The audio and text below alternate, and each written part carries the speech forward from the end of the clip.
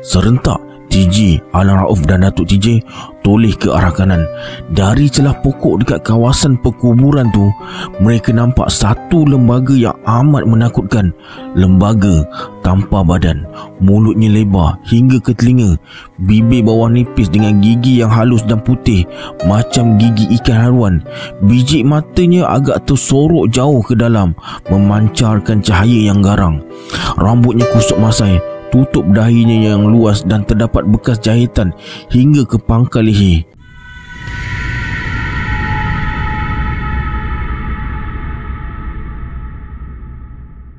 A'udzubillahi minasyaitonirrajim. Bismillahirrahmanirrahim. Assalamualaikum semua, kembali lagi bersama saya Syarul. Terima kasih sebab dah klik video ni. Semoga yang menonton video ni ditambahkan rezeki dan dimudahkan urusan dunia dan akhirat.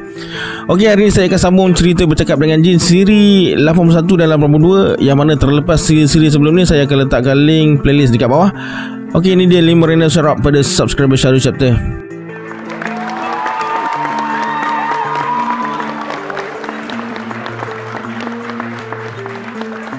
Terima kasih di atas sokongan anda. Kalau anda nak masuk random syarat pada video akan datang, sila like, subscribe dan komen dalam video ni. Pada yang nak join grup Telegram saya ada letakkan link dekat bawah juga.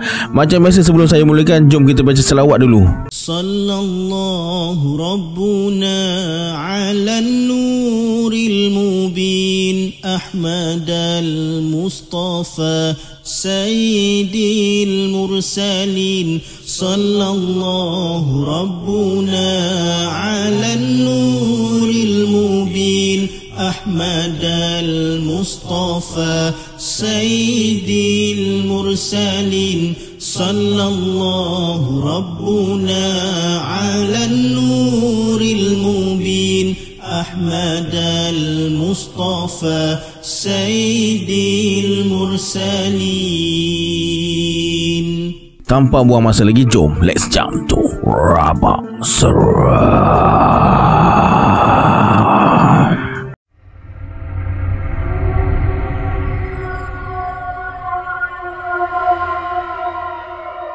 Datuk TJ dan Alang Rauf berbincang nak bawa TJ pergi gali kubur malam tu.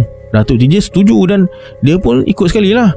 Lebih kurang pukul 10 lebih malam, mereka tinggalkan rumah menuju ke tanah perkuburan.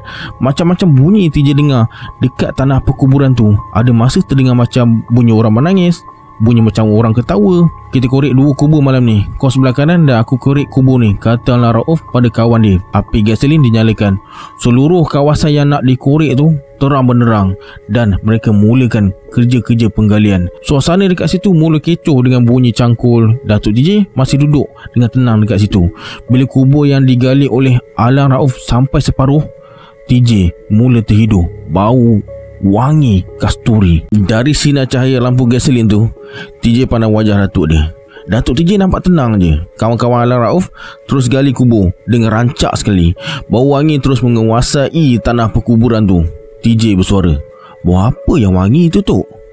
Ada mata pandang, ada telinga dengar. TJ hanya terdiam, hampa dengan jawapan Datuk dia tu. Kemudian salah seorang daripada kawan Alang Rauf hampiri mereka. Dia nak minum air. Alang Rauf bertanya, "Dah jumpa tulang orang mati tu?" "Kali ni bukan jumpa tulang." "Kalau bukan tulang, kamu jumpa apa?" "Mayat tak reput." "Mayat tak reput?" "Ya, bau wangi ni datangnya dari mayat tu lah." Datuk TJ dengan Alang Rauf sepakat nak tengok mayat tu dan berjalan ke arah kubur tersebut. Mereka semua jenguk ke dalam kubur. TJ nampak mayat seorang lelaki dalam keadaan baik. Wajahnya nampak bersih, dalam keadaan yang tersenyum. Alang Rauf segera suruh kawan dia ambil kain untuk tutup mayat dalam lubang kubur tu. Kemudian dia suruh kawannya pergi ke balai polis untuk laporkan perkara tu pada sarjan. Tanpa sebarang bantahan, kawannya itu terus tinggalkan mereka redah malam menuju ke arah jalan raya ke balai polis. Kawan-kawan yang lain teruskan penggalian. Tak lama kemudian, Alang Rauf ajak TJ dengan Datuk dia duduk di sebatang pokok kayu condong yang tak jauh daripada mereka. Mereka bertiga terus menuju ke pokok condong dan duduk dekat situ. Wajah Datuk TJ nampak resah, tak menentu. Dalam pada masa yang sama, TJ terasa macam ada sesuatu bergerak antara dia dengan Alang Rauf. Daun kering dan ranting kayu nampak bergerak dan terbenam macam dipijak sesuatu, tinggalkan kesan tapak yang besar. Bentuknya macam tapak kaki manusia berjari 4. Alang Rauf segera bangun. Sebaik saja Alang Rauf bangun, dia terus jatuh terlentang macam ditolak sesuatu. Baju Melayu yang dipakainya terkoyak macam kena rentap. TJ segera hampiri Alang Rauf. Dadanya bercala, muka Alang Rauf berkerut, tahan kesakitan. Bila tengok keadaan Rauf macam tu, Datuk TJ terus petik daun gelenggang yang ada dekat sebelah kanan dia. Kemudian daun tu digosok hingga hancur dan keluarkan air. Lepas tu dia sapu ke dada Alang Rauf. Darah berhenti keluar dan bekas kena cakar tu nampak kering. Tiba-tiba, aduh! TJ terus berguling atas tanah. Bahu kanan dia terasa pedih dan sakit tak terkata. Dalam pandangan yang berpindah-pindah tu, TJ tengok datuk dia bergerak ke sana ke sini sambil tepis sesuatu. Tak tahu apa yang datuk dia tepiskan. TJ tak nampak sesiapa pun. Alang Rauf mula bertenaga semula. Dia duduk bersila atas tanah sambil lagakan jari telunjuk dan ibu jari berkali-kali macam orang bilang tasbih. Kemudian pandangan TJ jadi gelap dan terdengar suara orang baca Quran. TJ ikut bacaan tu dalam hati sambil serahkan diri pada Allah. TJ toleh ke kanan dan nampak Alang Rauf tengah baca ayat-ayat suci Al-Quran. Datuk TJ dah tertiarap atas tanah. Dengan perlahan dia cuba bangun. Alang Rauf berhenti baca ayat-ayat suci dan tolong Datuk TJ. TJ pula masih lagi terbaring, tahan rasa sakit. Datuk dia datang terus tampar bahu TJ yang sakit tu. TJ terus pingsan. Bila TJ sedar, bahu dia dah tak rasa sakit lagi. Kemudian Datuk TJ ikat ranting kering dengan kain hitam. Ranting kering yang diikat tu terus dipijak hingga terbenam dalam tanah. Suasana terasa sepi. Alang Rauf bersuara, "Syaitan kacau kita ni. Saya tahu apa ikhtiar kita. Jangan bimbang, kuasa Allah tak ada sesiapa yang dapat menentangnya."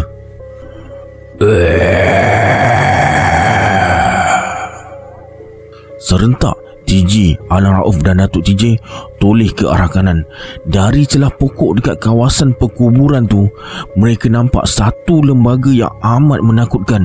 Lembaga tanpa badan, mulutnya lebar hingga ke telinga, bibir bawah nipis dengan gigi yang halus dan putih macam gigi ikan haruan. Biji matanya agak tersorok jauh ke dalam, memancarkan cahaya yang garang. Rambutnya kusut masai, tutup dahinya yang luas dan terdapat bekas jahitan hingga ke pangkal leher. Bila matanya yang kebiru-biruan tu menatap ke arah TJ, seluruh badan TJ menggeletar. Alang Rauf mula baca ayat kursi. Lembaga tu buka mulutnya sambil jelikan lidahnya yang panjang.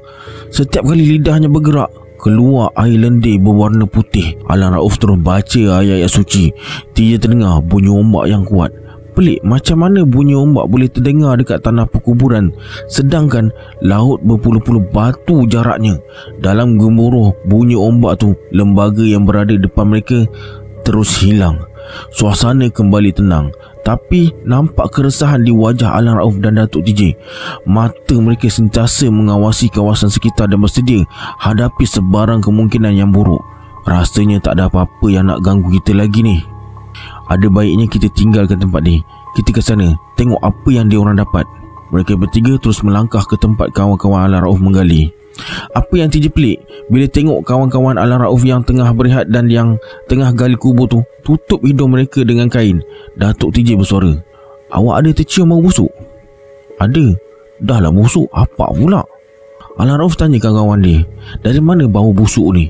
Salah seorang kawan Alang Rauf tunjuk ke arah tanah kubur yang bertimbun tu. Kemudian Datuk TJ petik beberapa helai daun dari pokok yang berdekatan. Kemudian dia suruh mereka semua gulung daun tu dan sumbatkan ke dalam hidung, biar kurang sikit bau busuk tu. Kemudian Alang Rauf terus menggali kubur. Kali ni Datuk TJ pun menggali juga. TJ hanya berdiri dekat tepi kubur. Tak lama kemudian, salah seorang daripada kawan Alang Rauf melompat dari dalam kubur ke tebing dan terus ambil lampu gasolin. Lalu diletakkan betul-betul di tepi lubang kubur. Cahaya dari lampu gasolin tu menerangi seluruh kawasan dalam kubur tu.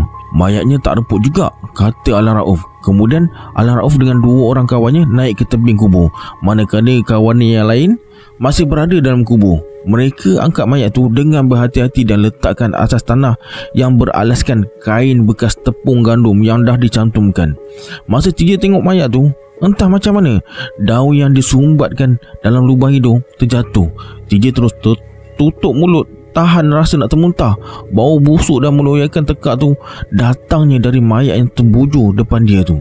Dari cahaya lampu gasolin tu, TJ nampak jelas kuku dan jari mayat tu membelit bahagian dadanya. Wajah mayat tu amat menyeramkan. "Jangan tengok," kata salah seorang kawan Alan Rauf berbisik pada TJ sambil tutup mayat tu dengan kain. Datuk TJ duduk berehat pada sebatang pokok sementara tunggu Alan Rauf dan kawan-kawannya cari kayu untuk dijadikan pengusung nak bawa mayat tu keluar dari kawasan perkuburan. Tiba-tiba TJ terpandang kain penutup mayat tu bergerak macam dia tolak sesuatu dari dalam. Kemudian kain dekat hujung kaki mayat tu bergerak juga. Cepat-cepat TJ duduk dekat datuk dia. Datuk TJ nampak tenang je. TJ pandang ke arah mayat tu balik. Kali ni dia tengok mayat tu dah duduk mencangkung. TJ jadi cemas dan bagi tahu dia datuk dia. Tapi datuk TJ tak nampak apa-apa. Nampak mayat tu terbaring je. TJ jadi bertambah resah. 2-3 kali dia gosok matanya. Mayat tu tetap dalam keadaan mencangkung. "Kamu mengantuk ni, renung muka aku Tamah," kata Datuk TJ. TJ terus renung muka datuk dia dan terdengar datuk dia baca doa. Lepas habis baca doa, dia sapu mata TJ 3 kali. Pandangan TJ jadi berpindah-pindah. Lampu gasolin yang tergantung TJ nampak jadi 2. Begitu juga dengan kawan-kawan Alan Rauf. Semuanya nampak kembar. TJ pejam celik matanya berkali-kali. Kemudian dia tengok ke arah mayat yang mencangkung tu. Datuk TJ bersuara, "Kau nampak mayat tu duduk mencangkung lagi?" "Pelik, tadi saya nampak mayat tu duduk mencangkung. Macam mana pula sekarang dia dah terbaring?" "Apa yang kamu nampak tadi bukannya mayat, tapi syaitan yang menyumpai mayat." "Kalau macam tu kita balik je lah Tok. Saya tak suka tengok benda-benda yang ganjil ni." "Sabar, kita tunggu sampai semua urusan mereka selesai." Malam semakin larut. Hawa dingin semakin kuat terasa. Beberapa orang kawan Alan Rauf berehat di pangkal pokok. Ada yang dah terlelap dan berdengkur. Suasana dekat tanah perkuburan lama tu terasa amat sepi sekali. Tiba-tiba terdengar bunyi ranting patah macam dipijak sesuatu dan terdengar bunyi suara orang bercakap dalam bahasa yang tak difahami. Ada cahaya menyuluh ke arah pokok besar dekat kawasan perkuburan tu. Tak semena-mena kawan-kawan Alan Rauf yang terlena dekat pangkal pokok segera bangun. Muka mereka nampak dalam ketakutan.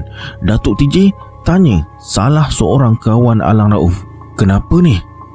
"Saya mimpi mayat ni bangun nak cekik leher saya."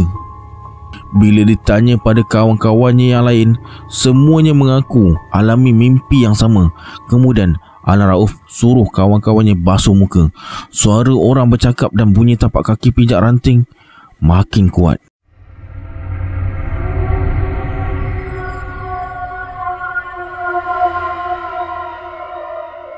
Kita berjaga-jaga. Mungkin orang betul, mungkin tidak. Datuk TJ terus bangun dan bersedia hadapi 1000 kemungkinan. Rupa-rupanya ada 2 orang anggota polis dengan kawan Alan Rauf yang pergi ke balai polis tadi dah sampai. Setelah Alan Rauf berbincang dengan anggota polis tu, kedua-dua mayat yang tak reput tu terus diusung keluar dari kawasan tanah perkuburan tu. Alan Rauf bersuara, "Pagi esok saya uruskan untuk tanam di kawasan baru." Kedua-dua mayat tu disimpan di Hospital Batu Gajah sementara tunggu hari siang dan mereka semua terus pulang ke rumah masing-masing. Pagi tu lebih kurang pukul 8 pagi, kawan-kawan Alan Rauf yang gali kubur malam tadi datang. Alan Rauf suruh mereka pergi dulu ke kawasan tanah perkuburan yang baru untuk gali lubang baru nak tanam mayat yang mereka jumpa semalam. Alan Rauf dia nak pergi ke balai polis kejap untuk selesaikan semua urusan. Sebaik saja kawan-kawan Alan Rauf pergi, TJ, datuk dia dengan Alan Rauf berangkat ke balai polis. TJ terkejut bila tengok orang ramai dah berkumpul depan balai polis. Semuanya nak tengok mayat tak reput yang baru je sampai daripada hospital. Kebanyakannya meninjau dari jauh sebab tak sanggup hidu bau busuk. Alan Rauf bertanya pada ketua balai, "Mana lagi satu mayat?" "Lagi satu kejap lagi sampailah. Kami pakai 2 jeep. Boleh tak sarjan hantar mayat ni ke masjid dulu? Ada orang dah tunggu nak uruskan mayat ni." "Kalau macam tu nanti saya suruh driver hantar mayat ke masjid."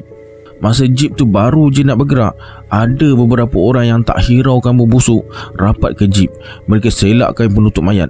Sebaik saja kain tu terbuka, muka mereka terus pucat dan jauhkan diri dari jeep. Ada yang termuntah. Jeep tu terus bergerak tinggalkan kawasan balai menuju ke masjid. Datuk TJ, Alan Rauf dan TJ tak ikut sekali. Mereka tunggu mayat yang satu lagi. Orang ramai masih lagi tunggu dekat kawasan balai polis. Mereka macam tahu ada mayat yang akan sampai lagi. 10 minit kemudian, jeep yang bawa mayat kedua pun sampai. Sebaik saja jeep tu berhenti, orang ramai terus hampirinya. Semua cakap mayat yang baru sampai tu berbau wangi. Dalam keadaan yang agak kelam kabut tu, ada tangan yang buka kain penutup mayat. Mana yang sempat terus bagi tahu kawan-kawan yang lain tentang wajah mayat yang bersih dan tenang dalam keadaan tersenyum. Cerita tu cepat merebak. Orang awam semakin ramai datang ke balai polis. Masing-masing nak tengok rupa mayat yang tak reput dan berbau wangi tu. Kemudian ketua balai suruh Alan Rauf, Datuk TJ dan TJ masuk ke dalam jeep.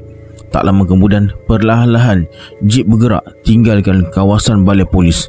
Sebelum masuk waktu zuhur, urusan pengkebumian dua mayat yang tak reput tu pun selesai. Tapi kisahnya jadi buah mulut orang sekitar Batu Gajah tu, dan ceritanya pula berbeza dengan cerita yang sebenar. Dah ditokok tambah. Datuk TJ dan Alan Rauf yang tahu cerita tu hanya tersenyum. Mereka cerita pada Datuk TJ dan Alan Rauf, kononnya kedua-dua mayat yang tak reput tu ada bagi tahu pada orang yang jumpa mereka tentang harta karun yang tertanam di satu tempat yang disebut sebagai cangkat. Cangkat yang dimaksudkan oleh mereka tu ialah sebuah kawasan tanah yang agak tinggi, dan kawasan sekitarnya telah dibangunkan hospital, pejabat kerajaan, kem tentera dan kawasan perumahan.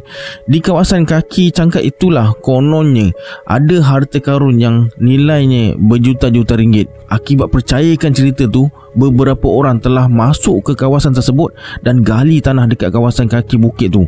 Akhirnya mereka telah ditangkap oleh polis sebab ceroboh tanah kerajaan yang dah dipagar. Walaupun ada yang ditangkap dan dikenakan denda, tapi masih ada lagi orang yang berani ceroboh dan gali tanah di kawasan tersebut. Mereka cukup yakin dan percaya dengan cerita tu. Cerita mayat wangi dan busuk ni dah merebak sampai ke Pulau Pinang. Tak tahu siapa yang sebarkannya. Datuk TJ bersuara, "Esok aku balik Alang."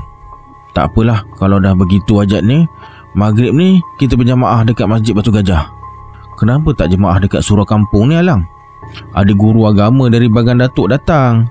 Aku rasa elok kita pergi." "Elok juga tu. Kalau macam tu, baik kita mandi dan bersiap. Tak lama lagi nak masuk waktu maghrib." Lepas bersiap, mereka bertiga menuju ke Masjid Batu Gajah. Hingga selesai solat isyak, para jemaah mula beransur pulang. Alan Rauf ajak Datuk TJ balik, tapi Datuk TJ kata dia belum lagi nak balik sebab dia nak jumpa guru agama tu kejap, nak bertanyakan sesuatu. Kemudian mereka duduk dekat guru agama dan imam masjid yang tengah bersiap-siap untuk pergi ke rumah imam tempat guru agama tu bermalam-malam ni. Guru agama tu bersuara, "Ada hajat apa?" "Saya cuma nak tanya tentang hal-hal agama dan macam-macam hal lain yang ada hubungan dengan makhluk Allah. Silakan, mana yang saya tahu, saya terangkan. Mana yang saya tak tahu, saya tanya pada orang yang lebih tahu. Kemudian saya bagi tahu awak." Alan Rauf pun bagi tahu pada guru tu tentang peristiwa mayat yang dijumpa. Satu bau busuk dan satu lagi bau wangi, tapi kedua-dua mayat tu tak reput. Guru agama dan imam masjid tu dengar dengan khusyuk. Kemudian guru agama mula cerita. Menurutnya, mayat yang tak reput tu mungkin masa hidupnya si mati ni hafiz Al-Quran. Tok Imam bersuara, "Rauf, kau nak tanya tentang mayat yang aku kafankan pagi tadi kan?" Alan Rauf hanya anggukkan kepala. Pak Imam pun mula bercerita. Mayat yang tak reput dan berbau wangi itu adalah mayat seorang lelaki buta tapi boleh baca Quran dengan lancar. Masa hayatnya dulu, dia jadi guru agama pada anak-anak raja di istana, jadi kadi dan imam masjid. Masa kawasan Batu Gajah ni mula diserokai. Orang tu berasal daripada Kelantan. Pak Imam tahu cerita ni pun daripada arwah ayahnya. Arwah ayahnya dulu adalah anak murid lelaki buta tu. Masa ayahnya hidup dulu, ayah dia selalu ziarah kubur gurunya tu. Kata arwah ayah Pak Imam, orang tu masa mudanya belajar agama di Tanah Suci. Tentang mayat yang satu lagi berbau busuk dan mukanya menakutkan tu pula, Pak Imam tak tahu kisahnya. Datuk TJ dan Alan Rauf hanya terdiam. Guru agama yang duduk depan mereka hanya merenung ke ruang masjid yang luas. Tak lama kemudian, dia mula bercerita. Menurut guru agama, mayat tak reput, berbau busuk dan muka pula berbulu tu, dia pernah dengar ceritanya. Kata orang, mayat yang macam tu menandakan si mati tu masa hidupnya orang yang alim, tahu hal-hal agama, hafal Quran, tapi banyak amalkan perbuatan yang bertentangan dengan agama. Maksudnya, dia buat semua yang disuruh oleh Allah, tapi dalam masa yang sama, dia buat juga perkara yang ditegah. Contohnya, dia jadi dukun atau bomoh dan bersahabat dengan syaitan. Ada juga orang alim dan dihormati, jadi tukang ramal nombor ekor, guna ayat-ayat Quran. Jadi tukang tilik. Ada juga yang buat putuskan ubat dengan cara berjamu, padahal dia tahu cara tu bertentangan dengan ajaran agama, tapi dia buat juga. Iblis tak pernah berhenti untuk rosakkan anak Adam. Orang yang tak dapat kawal nafsu selalu jadi mainan iblis. Seorang dukun atau bomoh biasanya ada keinginan yang tinggi nak tunjuk kebolehan diri pada orang lain. Bila dah ada orang percaya, mulalah kenakan bayaran. Pada mulanya murah, kemudian mahal. Bila dah sampai tahap ni, iblis akan mula ambil peluang. Kalau dia sedar betapa lemahnya dirinya dan betapa besarnya kuasa Allah, dia tak akan buat semuanya tu. Lebih kurang pukul 11 malam, mereka semua pulang ke rumah masing-masing. Okey, sampai sini cerita bercakap dengan jin. Kita berjumpa di sambungannya pada siri yang akan datang. Saya Syarul. Assalamualaikum. Adios.